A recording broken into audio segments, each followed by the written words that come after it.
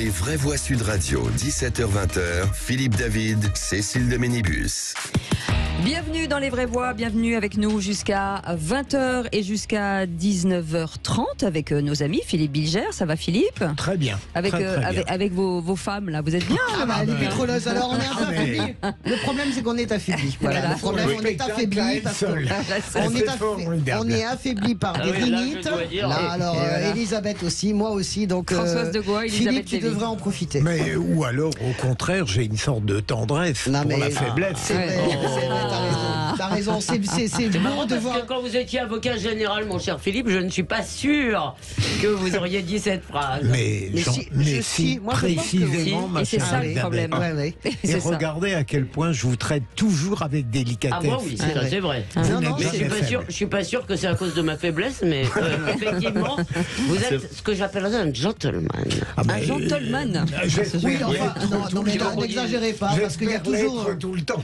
Il y a toujours avec Philippe Bilger une coda vénénum, toujours dans la queue, le poison pas avec lui. Non, mais si, mais bien sûr que si, avec tout le monde. Il y a un moment donné, il faut toujours qu'à un moment donné, paf, on s'en Tu prend voudrais bien une. ne pas nous traduire quand tu cites une des... coda on est vénénum. au courant. Non, mais toi, tu le sais, mais il y a des gens qui le savent. raison, je déteste la mièvrerie. Donc, dès que je suis gentil, il faut que j'ajoute quelque chose. Cet homme est fou. On va parler d'Éric Ciotti. Ah oui. Non, mais voulez dire si ça vous intéresse. Sauf si vous voulez pas. Ouais, parce que c'est quand même. Si, on adore. Allez, on y va. Prendre le prétexte de nos échanges pour traiter quelques sujets. Absolument, on va trouver un lien, une digression pour parler de Ciotti, ça vous dérange pas? Voilà. Allez, bienvenue. Comment relancer un parti qui a fait moins de 5% à la présidentielle? Éric Ciotti, élu à la tête des Républicains avec 53,7%. Le 7% est important des voix, doit déjà faire face à des défections de certains élus. Et pourtant, le nouveau président avait rappelé, je l'ai dit tout à l'heure, à cette union de cette famille politique pour redresser le pays. On va en parler, bien entendu, avec vous et avec notre invité aujourd'hui, Philippe David. C'est vous l'invité. Moi, justement, on va faire réagir les vraies voix. C'est vous notre Philippe David, notre invité. Pour le moment, on ne peut pas dire que la résurrection fasse rêver les auditeurs de Sud Radio, non, puisque vous êtes, je crois, 86% ou 88% à dire que Éric Ciotti ne peut pas ressusciter les Républicains. Philippe Bilger, vous êtes de l'avis des auditeurs de Sud Radio, c'est ça, 86% pensent que les Républicains, c'est fini. En ce qui me concerne, j'ai toujours soutenu, et parfois j'ai eu de mérite, que les Républicains n'étaient pas morts. Un parti dont on annonce la mort durant des mois, voire des années, et qui est toujours là, apparemment est un moribond qui tient debout, ou qui n'est pas couché. Mais je n'étais pas favorable à Éric Ciotti, mais je ne vais pas discuter. Je préférais Bruno Retailleau parce qu'il avait une vision plus globale, plus culturelle de la droite. Mais après tout, ceux qui quittent Éric Ciotti auraient été remplacés par d'autres qui auraient quitté Bruno Retailleau, qu'on traitait avec mépris, le catholique, le vendéen, toutes ces absurdités qui se font passer pour une réflexion politique. Et donc, moi, je crois que s'il y a une volonté de rassemblement entre Éric Ciotti et Bruno Retailleau, eh bien, les Républicains, je continue à le penser, et heureusement, Françoise est de mon avis, nous ne sommes pas nombreux sur ce plan. Oui. Ils ont une voix, étroite peut-être, mais ils ont une voix pour ne pas laisser la droite républicaine être bouffée par le macronisme. Elisabeth Lévy, la route est droite, mais la pente est forte. Droite républicaine, parce que je considère qu'il n'y a pas de non-républicains au Parlement de notre pays. Je pense qu'ils sont tous républicains, je suis désolé. Donc, je n'aime pas cette expression qui exclurait de la République. Vous avez bien compris, il s'agit du RN qui fait tout à fait. Même LFI est républicain pour vous? Oui, ils font partie du champ républicain. Ils ne sont pas dans l'esprit républicain, mais ils font partie du champ républicain. Ils respectent jusque-là le résultat des élections. C'est les moins républicains, parce que c'est ceux qui les contestent le plus. Oui. Mais malgré tout, je déteste cette expression de droite républicaine. En dehors de ça, moi je crois qu'il y a de la place en France pour un grand parti conservateur. C'était d'ailleurs l'idée d'Éric Zemmour. Pour l'instant, ça n'a pas marché, mais je pense que sa voix continuera à compter. Et au contraire, je pense qu'il est très bon qu'il y ait une clarification. C'est-à-dire, j'ai encore entendu M. Séjourné Monsieur Séjourné, la Macronie n'a plus d'autre identité d'ailleurs que de dénoncer l'extrême droite, l'extrême gauche, ceci, cela. Eux, c'est les bons, les gentils, le parti du bien, et les autres, c'est des salopards qu'il faut exclure de la vie. Donc, j'ai entendu Monsieur Séjourné faire un appel, si vous voulez, aux gens raisonnables, aux gens bien pour les rejoindre, qu'ils le fassent. Parce que ce qui a toujours tué, à mon avis, la droite, modèle UMP, modèle, c'était quoi après, LR, c'est l'alliance des carpes et des lapins. Vous pouvez pas mettre dans un même parti des européistes et des sceptiques, etc., etc. Je me dépêche. Donc, je trouve, moi, qu'il y a une vraie place, et entre Ciotti et Retailleau, Philippe a bien défini les différences, elles sont pas non plus énormes. Françoise de Gouin, une question.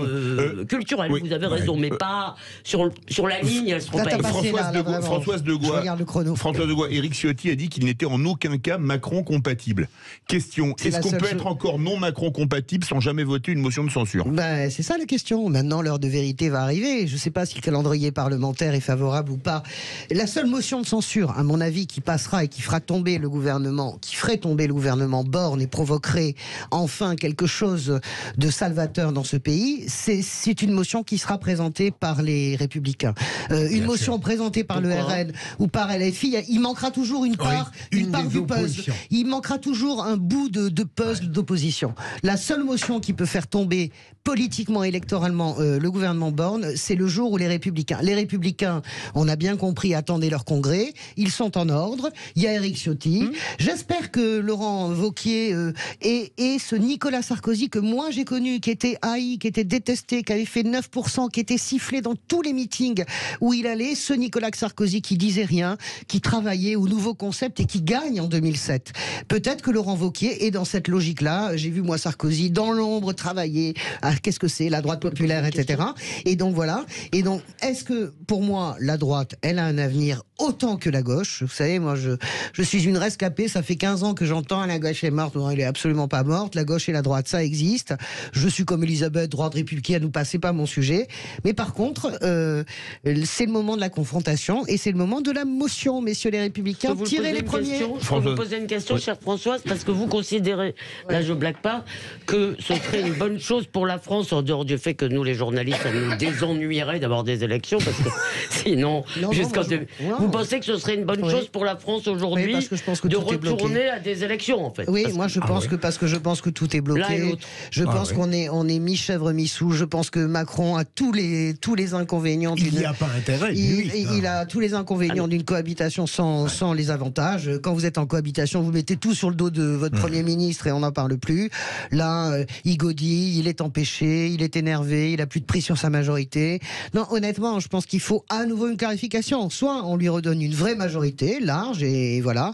Soit effectivement, on rentre en cohabitation. Mais on reste pas dans cet entre-deux qui nous tue tous. Vous allez voir à quoi va ressembler la réforme des retraites. Vous allez voir le boxon à partir de janvier. J'ai même pas envie d'y être. Je suis fatigué d'avance. Bah oui, moi aussi, mais qu'est-ce que vous voulez? C'est ça, quand vous décidez que ça suit pas et que vous tenez pas compte des oppositions, c'est le souk. Eh ben, vous restez avec nous, on continue bien entendu. Sur Twitter, ça a changé. On est passé de 86% à 85%. Ah oui, ça a beaucoup changé. Ça a beaucoup bougé. Sur Je pense qu'Éric Ciotti ne peut pas ressusciter les LR. C'était énorme. 1%, on a gagné 1% avec mais d'ailleurs, Emmanuel Macron en parle.